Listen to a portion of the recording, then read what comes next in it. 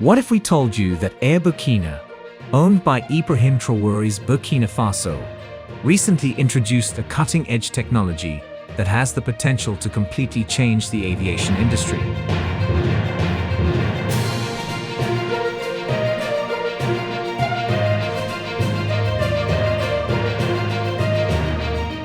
Airbus and Boeing, two of the biggest aviation companies in the West, should be trembling because it's actually occurring. By taking this bold step, Traoré is launching Burkina Faso onto the international scene and establishing Air Burkina as a formidable new rival. This is about transforming aviation in a way that no one anticipated. It's not just about one airline. Traoré is changing the rules of the game with its daring debut, and the aviation sector might never fully recover. Air Burkina is in the forefront of a revolution that is about to take place. Did Traoré, however, accomplish it? Let's investigate. Let's start by examining the basic question. Will a single audacious action be enough to free Burkina Faso from Western influence? Look at the planes there. After all, the West has long been used to controlling African economies, frequently by means of deceptive and overt financial schemes like aid initiatives, foreign loans, and predatory leasing contracts. Air Burkina suffered for 40 years as a result of these financial snares, and in order to stay in business, it had to lease airplanes from Western companies. Western consultants presented leasing as a practical solution, cleverly omitting to explain that leasing contracts eventually deplete national airlines. Imagine sending the majority of your hard-earned money abroad to pay rent on something you will never own. Leasing is what it does, and it's how the West kept control of the skies in Africa. However, Traoré envisioned a different future free from such limitations. Everything changes when the Embraer 190 is purchased. Suddenly, Burkina Faso is now an outright owner of its wings rather than a country that rents them. Furthermore, that ownership is not limited to the physical plane. It represents a country regaining its independence. However, this goes beyond a single plane. A more significant change that has been simmering throughout the continent is embodied in this choice. Leaders like Traoré, who recognize the signs, are spearheading the formation of new economic partnerships throughout Africa. Western financial dominance is coming to an end. Free from the legacy of colonialism, African countries have begun to investigate new economic alliances in the wake of the emergence of new global powers like China and Russia. This change is exemplified by Burkina Faso's decision to buy a plane from a Chinese operator. Although the West may be upset that Africa is seeking ties in the East, these new alliances are pragmatic rather than paternalistic. What are the implications of this for the future? It signifies the liberation of Burkina Faso's sky from the financial shackles of the past. And opportunity follows. The chance to create new trade channels, boost tourism, and provide the conditions for future economic expansion. However, economics is not the only factor at play here. This is about Africa taking back its story. The West has dominated the narrative of African prosperity for far too long, portraying the region as reliant on outside help. However, Air Burkina's comeback demonstrates that Africa is self-sufficient. It must be allowed to stand independently. However, what role does this play in Burkina Faso's larger economic independence strategy? Add your voice to the total liberation of Africa by leaving a comment in the comments section below. Do not forget to like and subscribe for more informative videos like this one. Let's proceed.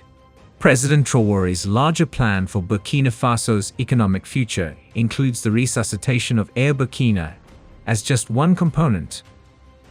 However, what is this vision exactly? Economic sovereignty is at the heart of the matter. The notion that Burkina Faso can and ought to govern itself independently of outside assistance or unscrupulous business activities. The notion that African countries must be dependent on the West in order to prosper is boldly rejected by Traoré's economic approach. Endogenous development is a key component of this approach, where native industries and internal resources, rather than loans or investments from outside sources. Drive economic growth. The growth of regional manufacturing businesses is the first tangible step that Traoré's administration is taking to create an economy that can support itself. Import limits on locally producible items have been put in place, and factories are being built. This is a practical move as well as a political one. By manufacturing locally, Burkina Faso retains more of its wealth domestically while also lowering its dependency on imports. Let's examine how this actually manifests in practice. For instance, the government has imposed stringent restrictions on the entry of some textiles and agricultural products. Burkina Faso is capable of producing these things domestically, but for many years, imports have flooded the market with low-cost goods, undermining local companies. These import limitations have now given local firms and farmers the opportunity to prosper, generating jobs and keeping money in the nation. The neoliberal economic policies that the West has imposed on Africa for decades are directly challenged by this act of economic nationalism. This vision is well aligned with Air Burkina. A national airline serves as an economic engine in addition to being a source of pride. Burkina Faso is better positioned to promote tourism now that Air Burkina is operating again. Encourage international investment and ease trade. Here's the most interesting part though. There won't be the same restrictions on this investment as there have been in the past. Burkina Faso has made it plain that it, not the IMF or World Bank, will determine the conditions for its economic growth. Then there's the refinery for gold. Foreign firms have been stealing Burkina Faso's wealth for years by taking advantage of its gold reserves. The majority of the revenues are kept by the mining companies once they extract the gold and transport it elsewhere, leaving Burkina Faso with only a few scraps from the table and environmental damage. It's revolutionary that Traoré is pushing for a home gold refinery. Burkina Faso will retain a larger portion of the wealth produced by its resources and establish high-paying jobs by refining its gold domestically. Traoré's economic approach is particularly noteworthy in this regard. He is not only interested in growth, he is also interested in inclusive, sustainable growth that benefits Burkina Faso's citizens. And that's where Air Burkina's comeback is so important. Connectivity is improved both domestically and internationally when a national airline is operating. It creates new commercial, commerce, and tourism prospects, all of which support the larger objective of economic autonomy. What effect does this have on the West now? Now let's discuss geopolitics. A declining West is the backdrop for Burkina Faso's resuscitation of Air Burkina and its shift toward economic sovereignty. The West dominated world politics, especially in Africa, for a large portion of the 20th century. However, leaders like Traoré are taking note as that dominance is eroding. Nowhere is this more apparent than in Africa, where the West is no longer the undisputed superpower it once was. African countries now have more alternatives than ever before due to the advent of new global powers like China and Russia. The development of these countries does not need to be supported by Western firms or financial institutions. Traoré's choice to form partnerships with emerging international powers such as China shows that he rejects the colonial ties that formerly bound Burkina Faso. For a number of reasons, the West's power is declining. The economic factor comes first. Political polarization, economic stagnation, and growing isolationism are all problems plaguing Western countries. China and other countries have been expanding rapidly in the meantime, providing new economic alliances with less restrictive conditions. This offers African countries a chance to change directions without being constrained by the effects of colonialism. But economics isn't the only factor. It has to do with politics. The West has long regarded itself as the moral and political arbiter of world affairs. But this position is currently under scrutiny. African leaders are realizing that Western assistance in their continent has frequently been more about control than prosperity. Traoré belongs to a new breed of African leaders that don't hesitate to question established hierarchies. Traoré is indicating that Burkina Faso will no longer be a player in the geopolitical games played by the West, by allying with new global powers and advocating for economic self-sufficiency. Africa as a whole benefits from this realignment, not just Burkina Faso. African countries are better able to determine their own paths after shedding the burden of Western dependence. An example of this change is the resuscitation of Air Burkina. Burkina Faso is establishing itself as a major participant in the region and is prepared to capitalize on the anticipated 9% increase in African aviation over the next 20 years. The country is no longer content to be a minor player in the global aviation business. Not to mention the possibility of forming new partnerships. A daring move that symbolizes the changing balance of power in the world is Traoré's recent drive for a direct aviation link with Russia. Countries such as Burkina Faso are establishing strategic alliances that put their interests first, while the West struggles with internal conflicts and waning power. This is about creating a new global order where African countries have more authority and autonomy than ever before. It's not simply about flying airplanes.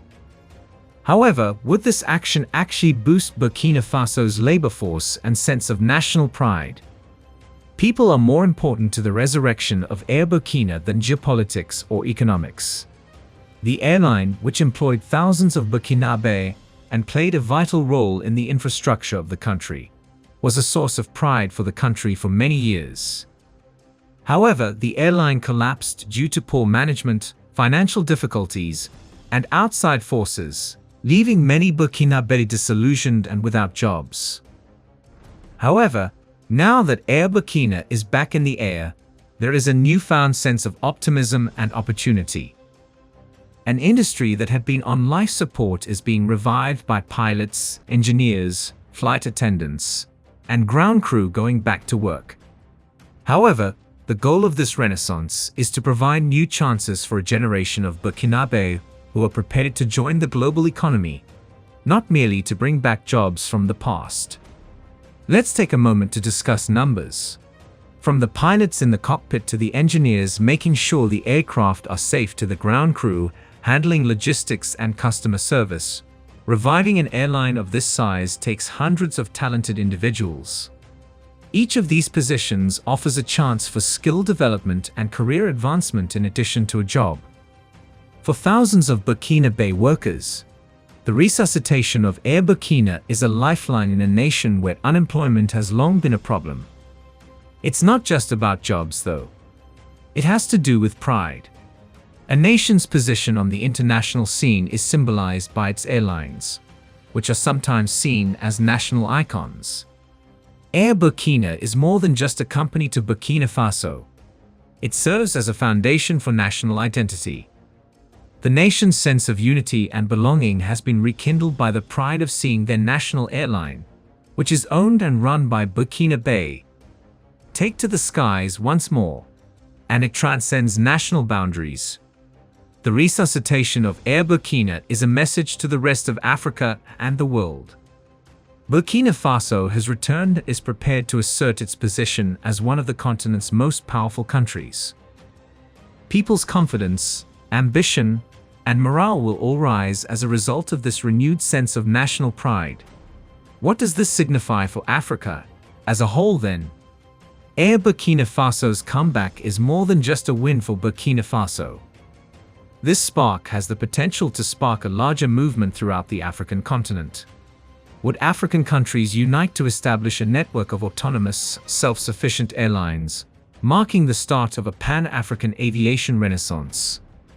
Political meddling, corruption, and poor financial management have historically dogged African aviation.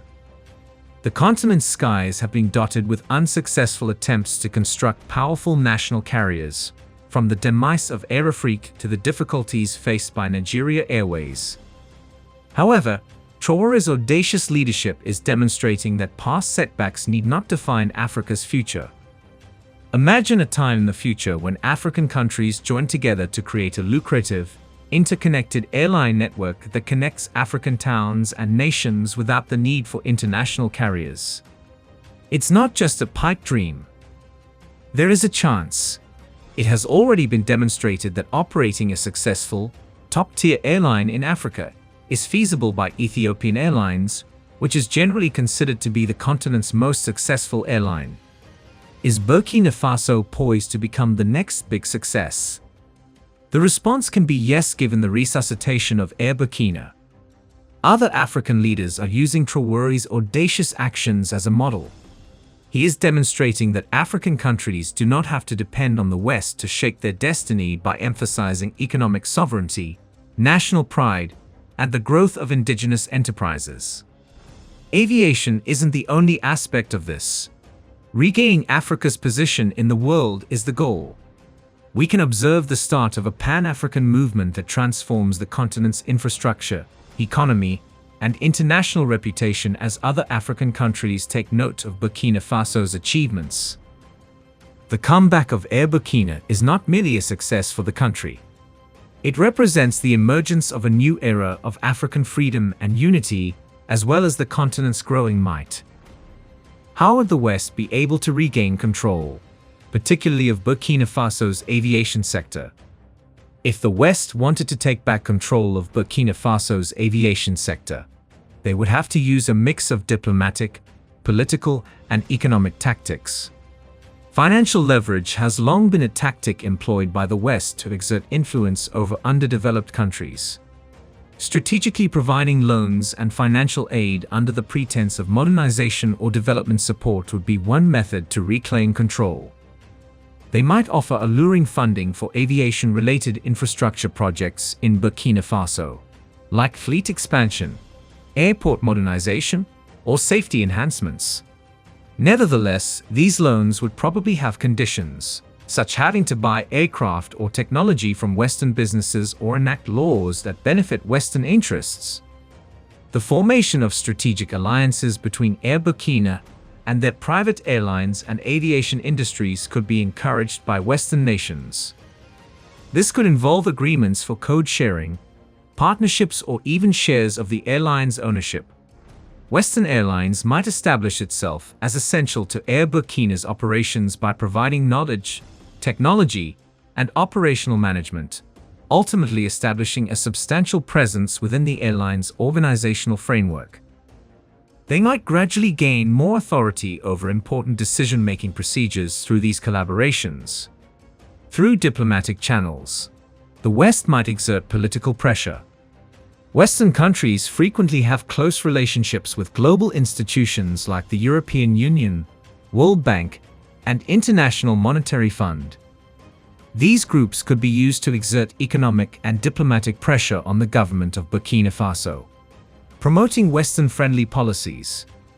To establish a reliance on Western aviation systems, they can, for example, advocate for Burkina Faso to adhere to specific aviation laws or standards that are consistent with Western standards. Additionally, if Burkina Faso declines to comply with Western aviation or economic interests, they could utilize their connections with Burkina Faso's neighbors or regional organizations like ECOWAS to politically isolate the country. This would entail limitations or penalties that would force Burkina Faso to consider seeking Western support in order to lessen the negative effects on its economy or diplomacy. The West will probably use a mix of financial incentives, strategic alliances, political pressure, soft power, and technological domination if it wants to retake control of Burkina Faso's aviation sector. Reintroducing dependency in a way that links Burkina Faso's future development to Western systems would be the main objective, guaranteeing long-term control without explicitly portraying Burkina Faso as the villain. But since politicians like Ibrahim Traore have made economic sovereignty a top priority, due to Burkina Faso's and most of Africa's growing acceptance of a multipolar world, any attempts by the West to retake power will encounter strong opposition. Can you still question the ability of one daring action to change the course of an entire continent, though? Now that you've seen the pieces come together, Is Africa rewriting the laws of global domination, or is the West still as unstoppable as it always appeared? How many more African countries will escape the shackles of reliance, with Burkina Faso in the forefront? Tell us what you think in the comments section below. We explore the rich history, culture, and the ongoing struggle for sovereignty in Africa. Join us in this important conversation by subscribing to our channel. By subscribing, you're not just staying informed, you're becoming part of a movement dedicated to reclaiming Africa's rightful place on the global stage. Hit that subscribe button and turn on notifications so you never miss an episode. Let's work together to spread knowledge and inspire change. Thanks for watching.